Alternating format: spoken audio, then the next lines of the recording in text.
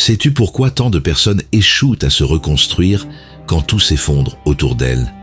Parce qu'elles attendent que quelqu'un vienne. Elles espèrent un regard, une main, une voix. Mais parfois personne ne vient. Et dans ce silence, une vérité brutale surgit. Tu dois marcher seul, te relever seul et gagner seul. Apprendre à vivre sans personne n'est pas une punition, c'est le début d'une autre forme de liberté. Tu peux sourire en public, répondre « ça va » sans y croire, et même continuer à avancer alors que tout à l'intérieur vacille. Tu ressens un vide, une fatigue que le sommeil n'efface pas, une tension sourde entre ce que tu montres et ce que tu vis. Tu veux tenir, mais chaque pas semble plus lourd, et personne ne voit que tu luttes. Tu t'épuises à garder un cap, à dissimuler les tempêtes qui t'habitent. Et ce qui te trouble le plus, c'est cette impression d'être seul à ressentir ça, comme si tout le monde avait trouvé une méthode pour vivre sauf toi. Tu entends les discours sur l'indépendance personnelle, sur la force intérieure, mais dans ta réalité, c'est le silence qui domine. Tu te demandes si tu es faible ou simplement trop sensible pour ce monde. Tu crois que tu devrais aller mieux, mais tu n'as jamais appris comment. Alors, pose-toi une question simple. Combien de temps vas-tu encore attendre que quelqu'un t'apprenne à vivre? Le stoïcisme ne te promet pas un sauveur. Il te propose une autre voie, celle où tu cesses d'espérer des secours extérieurs et où tu reprends la marche seul. Pas pour te couper des autres, mais pour ne plus dépendre de leur présence. Il est temps de regarder ta vie en face, de cesser de fuir ce que tu ressens et de décider enfin de te relever. Ce que tu ressens n'est pas une défaillance, c'est un signal. Il ne dit pas que tu es brisé, il dit que tu es prêt à changer. Se relever seul ne veut pas dire devenir froid ou insensible. Cela signifie comprendre que ta valeur ne dépend pas du regard des autres. C'est apprendre à vivre sans personne, non pas par orgueil, mais par lucidité. C'est là que naît la vraie force, celle qui ne cherche plus à plaire, mais à être. Le bonheur de ta vie dépend de la qualité de tes pensées, écrivait Marc Aurèle. Ici, sur la chaîne Philosophie du Vivant, nous t'accompagnons pour clarifier ces pensées, reprendre le contrôle et transformer la solitude en puissance. Nous ne parlons pas de fuite, mais de reconquête, de ce moment où tu choisis de marcher seul, non par obligation, mais par conviction. Première étape, vivre sans personne, un chemin d'inconfort révélateur. Franchissons la première étape, vivre sans personne, un chemin d'inconfort révélateur. Nous avons appris à croire que la présence des autres est une condition pour exister pleinement. Pourtant, tôt ou tard, chacun de nous fait face à cette réalité nue. Il faudra avancer sans appui. C'est dans ces moments que naît la question essentielle du stoïcien. Que reste-t-il de moi quand il ne reste plus personne? Apprendre à vivre sans personne n'est pas une épreuve que l'on choisit, mais une traversée qui révèle ce qui en nous tient debout. Tu ouvres la porte d'un lieu familier et soudain, le silence n'est plus apaisant, mais oppressant. Tu pensais que ta famille serait cette ancre inaltérable, mais ce jour-là, personne ne t'écoute vraiment. Tu parles, mais tes mots rebondissent contre des murs d'indifférence. Ton cœur se serre, ton souffle devient court, et tu ressens cette solitude qui ne vient pas du vide, mais du trop-plein de non-dits. Ce moment te laisse ébahi, comme si ta voix n'avait plus de poids dans le monde. Marc Aurèle affirmait « L'homme se suffit à lui-même lorsqu'il est maître de son esprit. » Ce que tu vis n'est pas un rejet, mais un rappel brutal. Tu n'es pas censé dépendre de l'écho des autres pour te sentir réel. Le stoïcisme ne nie pas la douleur de l'abandon, mais il propose un recentrage. La vraie voie commence ici. Ne plus attendre qu'on t'accorde de l'importance pour ressentir ta propre valeur. Tu as le droit d'avoir mal, de te sentir invisible, mais ce ressenti ne doit pas devenir ton identité. Il ne dit pas qui tu es, il te montre seulement ce que tu crains de perdre. Alors, au lieu de lutter contre cette impression d'isolement, interroge-la. Que cherches-tu à fuir dans ce silence? Et si c'était là justement que commençait ta vérité? Sénèque disait « C'est dans la tempête que l'on connaît le pilote ». Aujourd'hui, tu as l'opportunité de devenir ce pilote. Ce n'est pas en espérant que quelqu'un te comprenne que tu avanceras, mais en choisissant de te comprendre toi-même. Se relever seul ne signifie pas s'endurcir jusqu'à l'oubli, mais reconnaître que ton équilibre ne peut pas reposer sur des fondations extérieures. Et un jour, sans prévenir, tu ressens la bascule. Tu es dans une rame de métro entourée d'inconnus, et pourtant, tu ne te sens plus perdu. Ce n'est pas l'absence de bruit qui t'apaise, c'est la certitude tranquille que tu n'as plus besoin d'être vu pour exister. Tu ne cherches plus de regard pour valider ta présence. Tu avances, porté par une direction intérieure. Alors, tu comprends que tu n'es pas seul parce que tu es abandonné. Tu es seul parce que tu es en train de naître à toi-même. Cette première étape n'est pas confortable, elle est inconfortablement libératrice. Et dans cet inconfort, une force nouvelle s'éveille, celle de marcher sans promesse, mais avec lucidité. Deuxième révélation, apprendre à se relever seul face aux tempêtes intérieures. Accueillons la deuxième révélation. Apprendre à se relever seul face aux tempêtes intérieures. Il y a des instants où même respirer semble être un effort surhumain. Tu regardes autour de toi et personne ne remarque ton combat, comme si ta douleur était invisible. Dans ce silence, tu découvres une vérité brutale. Se relever seul n'est pas un choix, c'est souvent la seule voie. Alors, comment apprendre à tenir debout quand tout vacille à l'intérieur et qu'il faut soudain vivre sans personne pour te soutenir? Tu es au travail, un projet tombe à l'eau, ton nom est à peine mentionné et personne ne te demande comment tu vas. Tu fais semblant de gérer, mais ton estomac se noue, ta gorge se serre et ton esprit tourne en boucle sur ce sentiment d'être de trop. Tu souris mécaniquement, mais à l'intérieur, tu te sens comme un château de cartes prêt à s'effondrer. Ce moment-là, tu ne l'oublieras pas, parce que c'est ce jour-là que tu as compris. Tu es seul, face à ce qui te ronge. Épictète disait « N'attends pas que les événements arrivent comme tu le veux. Décide de vouloir ce qui arrive et tu seras heureux. » Ce renversement de perspective est au cœur de la résilience stoïcienne. Dans cette situation où ton environnement t'ignore, ce n'est pas l'absence des autres qui fait souffrir, c'est l'attente que quelqu'un vienne te sauver.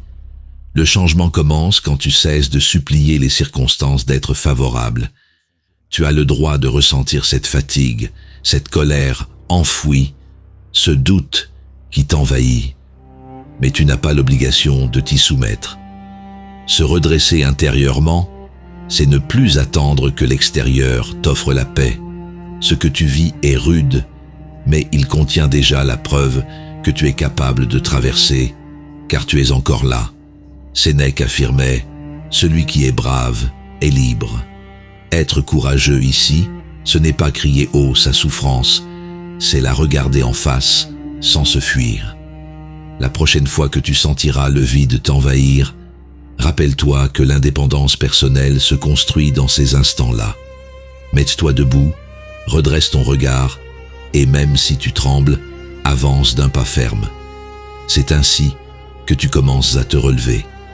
Quelques jours plus tard, tu es chez toi, dans un cadre familier, et un appel attendu ne vient jamais. Tu poses ton téléphone, tu inspires profondément, et cette fois, tu ne t'effondres pas. Tu ne cherches plus une présence pour combler ce manque. Tu ressens encore ce vide, mais il ne t'avale plus. Tu l'habites, et dans ce silence, tu sens une force douce émerger. Apprendre à continuer seul, ce n'est pas devenir insensible, c'est apprendre à te porter toi-même sans renier ce que tu ressens. Chaque pas fait dans la solitude est un pas vers toi. Et si tu parviens à te tenir debout sans appui, alors tu comprendras que tu n'as jamais vraiment été brisé. Tu étais juste en train de renaître. Troisième vérité, quand la solitude devient une force, elle éclaire notre chemin. Observons la troisième vérité. Quand la solitude devient une force, elle éclaire notre chemin. Il y a un moment où la solitude cesse d'être un poids et devient un levier. Ce moment-là, c'est celui où tu n'attends plus qu'on t'aide à avancer parce que tu as compris que tu peux marcher par toi-même. Apprendre à vivre sans personne ne signifie pas renier l'humain, mais réapprendre à exister sans s'effondrer en son absence. La question stoïcienne surgit alors. Et si la solitude n'était pas une défaite, mais une initiation à ta propre force? Tu es chez un commerçant. Tu veux simplement poser une question, mais l'attitude de la personne en face est glaciale. Tu bredouilles, tu te sens de trop, dérangeant, presque honteux d'avoir osé parler. Ton ventre se noue, ton visage chauffe, et tu regrettes d'être sorti. Ce n'est pas le refus qui t'a blessé, c'est l'absence totale d'humanité. Ce rappel brutal que parfois, on doit se débrouiller seul, même pour les choses les plus simples. Sénèque écrivait « Celui qui n'est pas capable de vivre seul n'est pas libre ». Cette phrase ne condamne pas le lien avec les autres. Elle te libère de l'idée que leur présence est une condition pour exister. Dans cette interaction froide, ce qui t'a heurté n'est pas l'indifférence de l'autre, mais ta propre attente inconsciente. Le stoïcien ne blâme pas le monde pour sa dureté. Il affine ses attentes pour ne plus en être l'otage. Ce trouble intérieur est légitime, tu ne l'inventes pas. Tu le ressens parce que ton besoin d'appartenance a été heurté. Mais si tu observes cette émotion sans la juger, tu peux y lire un message. Tu t'es oublié en attendant qu'on t'accorde de l'espace. C'est ici que peut naître ton autonomie, non pas en te fermant, mais en cessant de croire que ta valeur dépend d'un sourire étranger. Marc Aurèle enseignait « L'âme reste invincible si elle se suffit à elle-même ». Cela ne veut pas dire vivre dans l'isolement, mais reconnaître que tu n'as pas besoin d'un secours extérieur pour exister pleinement. Lorsque tu choisis de te relever seul, tu ne dis pas « je n'ai besoin de personne ». Tu dis « je suis capable de tenir, même si personne n'est là ». C'est ainsi que tu entres dans une indépendance personnelle qui ne rejette pas le monde, mais ne s'y abandonne plus. Quelques jours plus tard, tu es dans ta chambre, seul, entouré de silence. Tu repenses à cette scène du commerce, mais cette fois, tu ne ressens ni colère ni humiliation. Tu sens un calme étrange, une clarté nouvelle. Tu n'as pas besoin d'être validé pour agir, ni d'être compris pour avancer. Tu n'as pas fui ce souvenir. Tu l'as traversé et il t'a laissé plus solide qu'avant. Alors tu découvres que ce que tu croyais être une faiblesse, ta solitude, est en réalité une matière brute. Elle ne t'éloigne pas de toi, elle t'y ramène. Ce que tu vis n'est pas un isolement, c'est une initiation.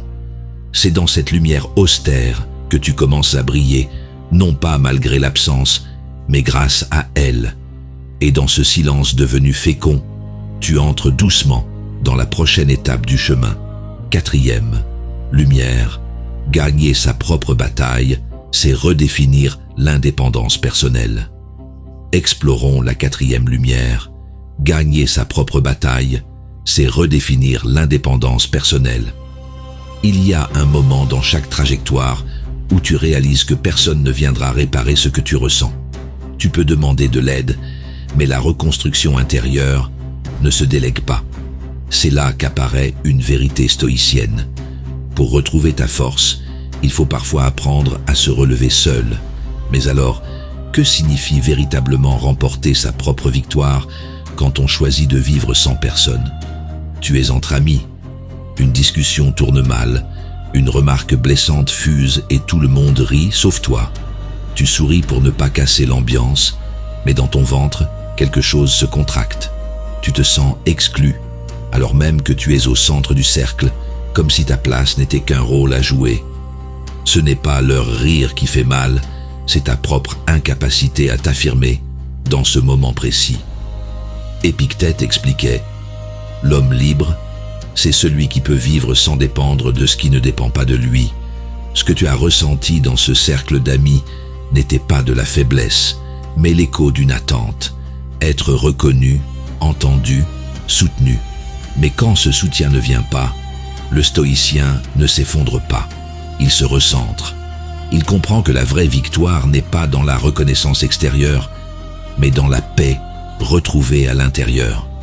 Ce genre de blessure silencieuse mérite d'être entendue même si personne autour ne la remarque. Tu as le droit de te sentir rejeté, de douter, de vouloir disparaître quelques instants.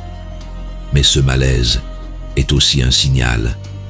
Il t'invite à cesser de chercher ta légitimité dans les autres. Ta valeur ne dépend pas de leur regard. Elle existe avant même qu'ils ne te voient. Sénèque écrivait « Ce n'est pas parce que les choses sont difficiles que nous n'osons pas, c'est parce que nous n'osons pas qu'elles sont difficiles. » Alors, ose te choisir, ose avancer sans attendre qu'on te valide. Redéfinir ton indépendance personnelle, c'est décider que tu n'as pas besoin de permission pour guérir. Tu peux commencer dès maintenant, non pas par orgueil, mais par nécessité. Quelques jours plus tard, tu es au bureau. Une critique injuste arrive, mais cette fois, tu ne réagis pas comme avant. Tu l'analyses, tu respires, tu réponds avec calme, non par soumission, mais parce que tu n'as plus besoin de prouver ta valeur. Ton silence n'est plus une fuite, c'est une posture. Tu as appris à gagner ta propre bataille sans témoin, sans applaudissements. Tu n'as plus besoin d'un trophée pour te sentir digne.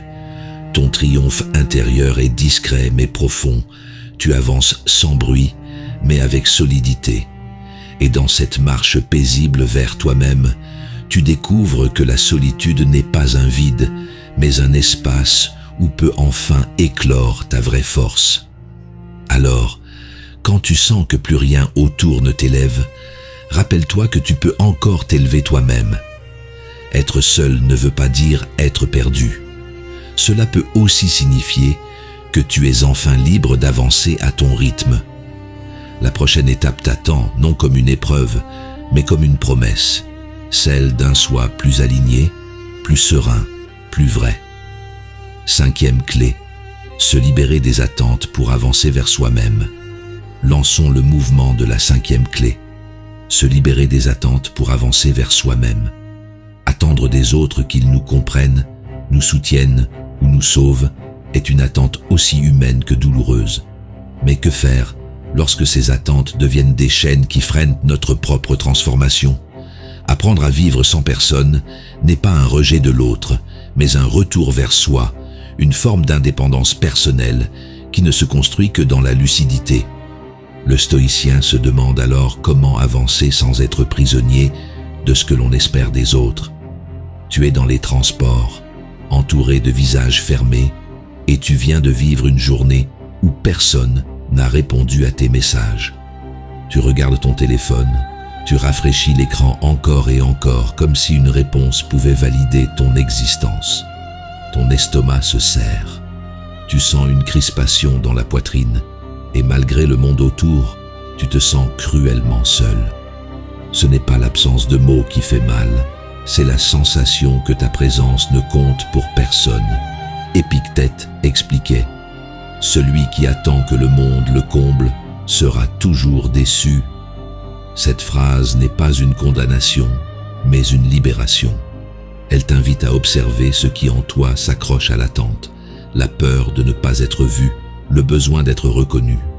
Ce qui te blesse dans cette situation, ce n'est pas le silence des autres, c'est le poids que tu donnes à leur absence. Se libérer ici commence par une remise en question. Et si ce que tu attendais des autres, tu pouvais commencer à te l'offrir toi-même? Ton chagrin est légitime, ton besoin de connexion aussi. Mais cette douleur ne doit pas devenir un standard émotionnel. Elle est un signal, pas une identité. Tu peux la regarder sans la nourrir, l'accueillir sans t'y noyer. C'est dans cette prise de conscience que tu commences à te délier de l'autre, non pas pour t'enfermer, mais pour te retrouver. Marc Aurèle enseignait « Ne gaspille plus de temps à discuter de ce qu'un homme bon devrait être. Sois-le. Ce que tu attends des autres, écoute. Reconnaissance, respect, donne-le toi. Pas pour te convaincre que tu n'as besoin de rien, mais pour ne plus dépendre de ce qui fluctue. Se relever seul, ce n'est pas s'endurcir, c'est choisir de poser un pas vers soi, même si personne ne regarde. Quelques jours plus tard, tu es en famille, dans une conversation où les sujets fusent sans t'inclure. Tu aurais autrefois insisté pour participer, pour exister dans le regard des tiens. Mais cette fois, Tu restes calme, enraciné dans ta présence. Tu n'as plus besoin de capter leur attention pour te sentir entier. Tu es là, sans tension, sans attente, et c'est suffisant. Tu découvres alors une paix nouvelle, celle qui ne dépend plus de l'approbation extérieure. Tu ne supprimes pas ton besoin d'amour.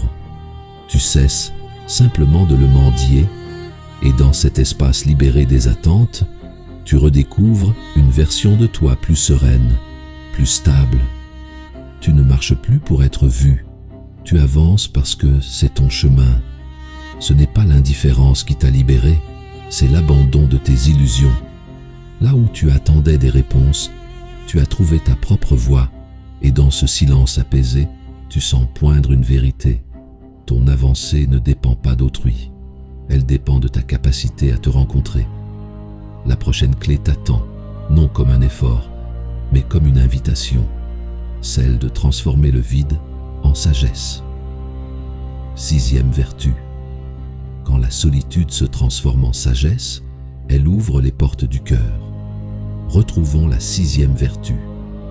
Quand la solitude se transforme en sagesse, elle ouvre les portes du cœur. Il y a des silences qui ne blessent plus, mais qui enseignent. Lorsqu'on cesse d'attendre et qu'on commence à écouter ce qui vit en soi, une transformation s'opère. Ce n'est plus un combat pour se relever seul, mais un chemin vers une compréhension plus vaste de l'existence. Le stoïcien se demande alors, et si vivre sans personne n'était pas un drame, mais une possibilité d'aimer autrement? Tu es dans un train, assis près de la fenêtre. Le paysage défile, mais ton esprit reste figé. Tu viens de recevoir un message bref, froid, d'un proche qui semblait distant depuis un moment. Ton cœur se serre, ton ventre se crispe, et tu sens une vague de solitude t'envahir comme une brume intérieure. Ce n'est pas le message qui fait mal, c'est cette sensation sourde d'être devenu secondaire dans la vie de quelqu'un. Sénèque disait « Celui qui se connaît est invulnérable ». Ce que tu ressens dans ce train n'est pas une faiblesse, c'est un miroir. Ce manque de chaleur extérieure reflète un besoin profond de reconnaissance qui n'a pas encore trouvé racine en toi. Le stoïcisme t'invite à explorer ce vide, non pour t'y enfermer, mais pour le traverser et découvrir ce qu'il reste quand l'attente s'efface. Tu as le droit de te sentir abandonné, de pleurer en silence, de vouloir fuir cette émotion. Mais cette douleur n'est pas ton identité. Elle est le signal qu'il est temps de cesser d'espérer que l'amour vienne de l'extérieur pour enfin commencer à le cultiver en toi. Marc Aurèle enseignait « Aime l'art que tu as appris et trouve ton repos ». Ici, l'art dont il parle, c'est celui de se reconstruire. C'est le moment de poser les fondations d'une indépendance personnelle qui ne nie pas le besoin d'autrui, mais qui n'en dépend plus. Offrir à ton propre cœur la tendresse que tu attendais des autres, voilà la direction. Un geste simple mais profondément libérateur. Quelques jours plus tard, tu es en famille. Les discussions vont bon train, mais aucune ne t'inclut vraiment. Pourtant, tu n'es plus blessé comme avant. Tu regardes chacun avec douceur, sans amertume, parce que tu n'es plus en quête de validation. Tu es simplement là, présent à toi, et c'est suffisant. Alors, tu comprends que la solitude n'est pas une punition, mais une porte, celle qui mène à une sagesse paisible. Ce que tu croyais être un mur est devenu une ouverture. Et dans ce calme intérieur, tu sens quelque chose de rare s'installer. La capacité d'aimer sans attendre, d'être sans réclamer, d'exister sans dépendre. Tu n'as pas fui ta douleur, tu l'as traversée. Tu n'as pas attendu qu'on t'ouvre les bras. Tu as ouvert les tiens à toi-même. Et dans ce geste discret, tu as appris à vivre autrement, non pas contre le monde, mais avec une lucidité nouvelle. La prochaine étape n'est pas un combat, c'est une offrande, celle de vivre pleinement en paix avec soi. Dernière épreuve, vivre pleinement, c'est découvrir la paix en soi. Clôturons avec la dernière épreuve. Vivre pleinement, c'est découvrir la paix en soi. Il arrive un moment où tu ne peux plus avancer sans affronter ce que tu ressens vraiment. Tu as accepté de marcher seul, de te redresser sans aide, mais vivre pleinement demande plus qu'une posture. Cela exige une réconciliation intérieure. Peut-on vraiment ressentir la paix quand on doit se relever seul, sans personne pour tendre la main? Le stoïcien ne fuit pas cette question. Il l'embrasse comme un passage vers une existence plus authentique. Tu es seul dans ta chambre, lumière tamisée, téléphone posé, écran noir. Tu n'attends plus de messages, plus de validation. Mais une fatigue étrange t'envahit, comme si ton cœur avait traversé trop de batailles silencieuses. Tu regardes autour de toi, rien ne manque, et pourtant, une absence sourde persiste. Tu inspires lentement, et pour la première fois depuis longtemps, tu ne cherches pas à combler ce vide. Tu l'écoutes. Marc Aurèle enseignait « Celui qui vit en harmonie avec lui-même vit en harmonie avec l'univers ». Ce silence que tu ressens n'est plus un ennemi mais un miroir. Il te montre ce que tu n'as pas voulu entendre.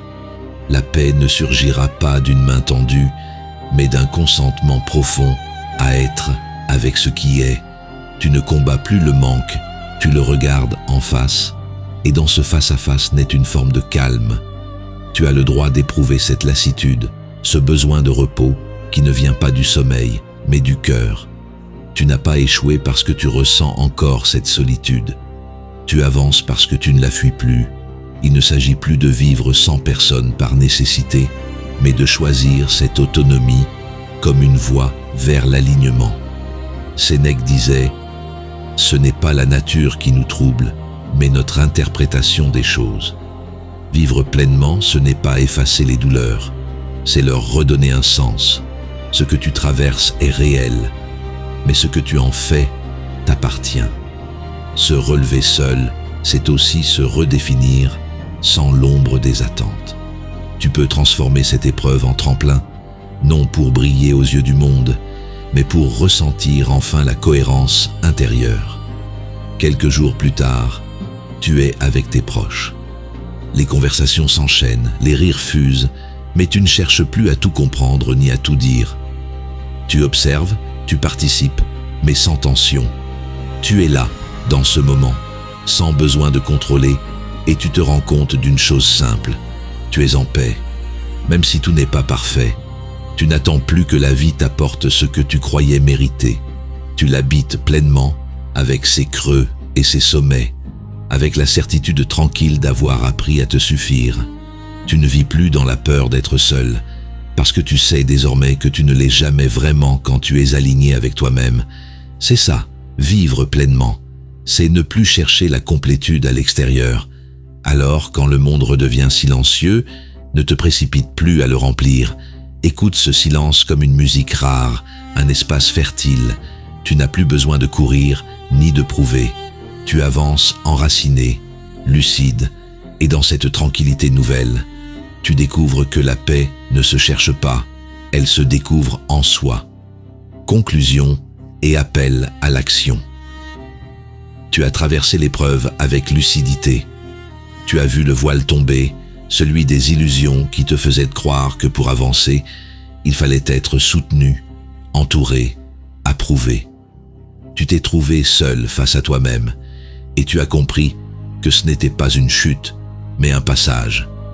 Tu as appris à marcher quand plus personne n'était là pour t'indiquer la direction, à te relever sans promesse de secours. Dans cette solitude nue, une forme de sagesse a émergé, celle qui distingue clairement ce qui dépend de toi et ce qui ne dépend pas de toi. Tu ne fuis plus, tu observes, tu accueilles, tu choisis, tu apprends à vivre vraiment. Et dans ce nouvel espace intérieur, un calme s'installe. Tu n'es plus agité à la recherche d'une validation extérieure. Tu ne demandes plus que l'on vienne t'apaiser. Tu t'appartiens. Tu ressens la paix non comme une récompense, mais comme une conséquence naturelle de ton alignement. Marc Aurèle écrivait « L'obstacle sur le chemin devient le chemin. Ce que tu as traversé n'était pas un mur, mais une porte. En l'acceptant, tu es devenu capable de te tenir debout avec dignité. Tu n'attends plus d'être sauvé, tu choisis d'être. Tu pratiques la vertu non pour être admiré, mais parce qu'elle est la seule victoire qui ne dépend d'aucune circonstance. Si cette vidéo vous a éclairé et que vous êtes prêt à transformer votre manière de communiquer, il y a une étape cruciale à ne pas manquer. Cliquez sur le pouce levé juste en dessous. Ce n'est pas un simple like, c'est un engagement clair. Je veux maîtriser le pouvoir de mes mots. Partagez vos réflexions en commentaire. Dites-moi ce qui a résonné le plus en vous. Et surtout, abonnez-vous dès maintenant pour ne jamais manquer les prochaines clés qui vous aideront à exceller.